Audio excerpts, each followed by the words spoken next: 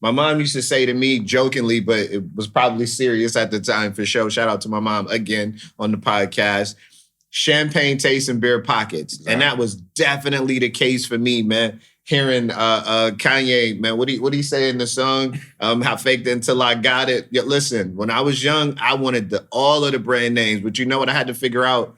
Maybe I got to get it from Marshalls. Maybe I got to get it from TJ Maxx. Yeah. You know what I mean? And don't nobody necessarily know. And then you get to the point where you got enough money to buy it, and then you don't even go get it. Exactly. You don't even go get it. You know what I mean? It's one thing, and it feels so good to be in a position where I can afford designer brand. Yeah. But I don't have to. I don't rock it. Yeah, I mean... Give me my paradise.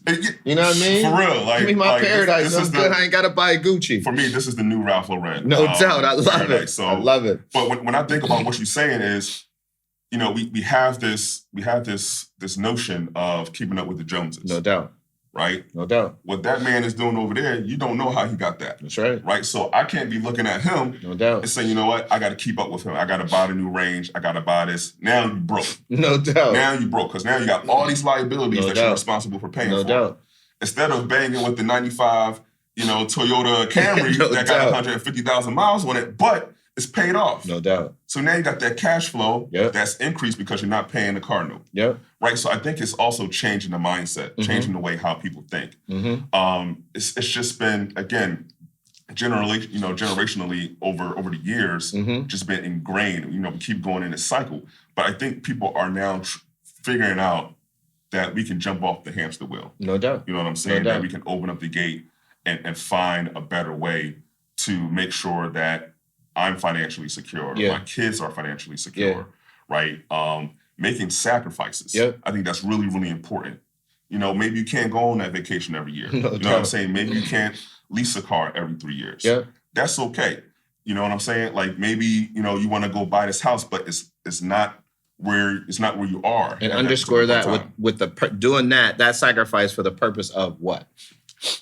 For the purpose of financial freedom, financial security. So even if that means taking a few years out of your life and say, I got to go hard in the paint to make sure that I'm set for the rest of my future. Absolutely. That's really, really important. Absolutely. You got to have those actionable steps. Absolutely. And it's going to hurt. Absolutely. It's going to suck. But if you don't do it, it's going to suck even more when, and I hate to say this, when you got to have a fish fry to pay for a funeral. Oh. Because you don't have any assets to support that. No doubt. And then you're leaving it on the individuals who you shouldn't be leaving it on to take care of what you didn't take care of. Now, as we shift, because that was phenomenal.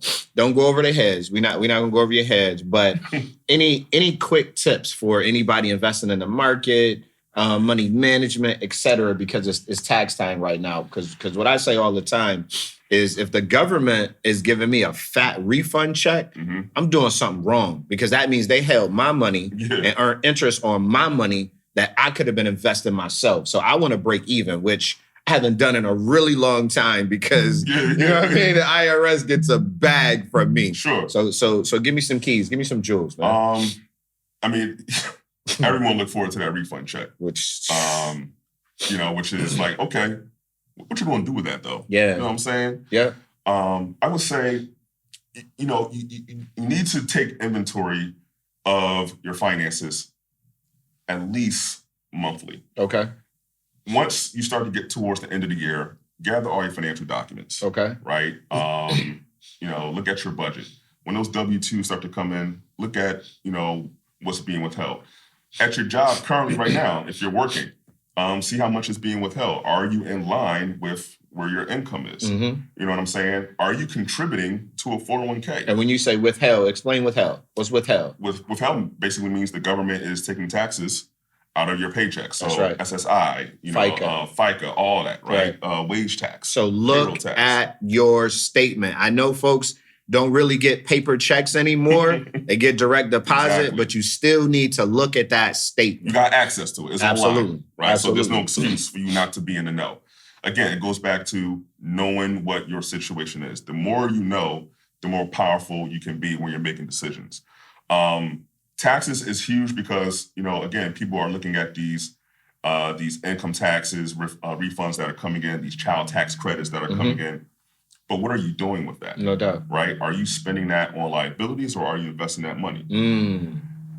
Now, everyone doesn't have access to a CPA. I'm not a CPA by any stretch of the means, so I'm not giving you no tax advice. Definitely not a CPA. Definitely not a CPA. But you can find them online. Exactly. Right? There are resources online. You can find them by state. You can find them by your locality. Yeah. And a lot of these CPAs aren't charging much. Yeah. And some of them are doing it for free to serve the community. Absolutely. Right? So there are definitely resources out there. You just got to have the want to find out more about it. Excellent. Excellent. So look, man, you are a wealth of knowledge, but as I started is how I finish, man. Not letting you off the hook. This podcast is Expediting Change, so we need theory and practice. Yep. So every single one of my guests, when they come spit knowledge and, man, open an account is fire. But now it's time to challenge Justin. And what's really good? What you doing? What are you doing that's practical to expedite change? Because there's a lot of people that do a lot of talking, and I'm not saying you, but a lot of people that do a lot of talking, especially in these days and ages, hating on capitalism, relying on politics, putting up, marching. And I'm not saying that we shouldn't go to the polls and that the democratic process is bad, but this podcast is specifically about what are you doing right now to create change because people can't wait. Exactly. So what I'm doing right now is I'm starting with the kids. Okay. Right. So at Legends Charter School, I'm the director of financial education. Okay. Right. So I'm seeing these kids on a daily basis and giving them the tools that they need to be financially well and successful. They may not see it now, but they will. Okay. You'll be surprised what children can soak up and learn and be able to apply when it comes to money. Money is a part of our lives every single day, right? I look at money when we were in school, we didn't have financial literacy classes. No doubt. Right? We had to learn it our way. No doubt. So financial education is more than just telling you what it is. It's also giving them the tools and helping them to apply it. No doubt. Right? So through in-classroom teaching, right? Through virtual workshops and in-person seminars. That's what I'm doing to create change. That's fire. You know what I'm saying? I'm not just out here just saying, okay, do this, do this, do this. I'm saying I want to get with the community. In the class. Can't get no closer to rubber meets the road. Let's have a conversation. Yeah. Let's talk. Yeah. Right? I have access to community members, to parents. Mr. DeVose, I need some help. Yeah. Can I talk to you for a second? Absolutely. Yep. I don't turn anybody away. Yeah. I'm not the expert on everything. Yeah. But what I will say, you know what? If you're talking about real estate, I got somebody who can talk to you about that. Dope. Right? If you need insurance, listen, let me hook you up with my man DeCarlo. No doubt, no doubt. Shout out. Shout out to DeCarlo Harrison, right? So it's just being a source of knowledge, but also knowing when to take a step back. No doubt. And say, you know what? This is a collective. Yep. This is a community. Yep. And it's a community of educators. Yep. Not just, I would say, preachers. Okay.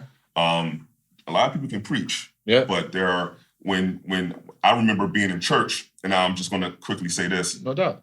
Is that I had an uncle who's a very boisterous preacher, right? Very boisterous. But he took the time to then educate us on just general life, right? Being around his kids, being around his nephews, being around, my neighborhood friends. So being able to come from down here and then come down here and say, listen, I'm in this with you. Rubber meets the road. Let me teach you the way. No doubt. And this is what I'm trying to do. That's fact. So that's dope. So what gets measured makes progress. Absolutely. So tell me, you got to give me like numbers, et cetera, but just your vision, just your path forward.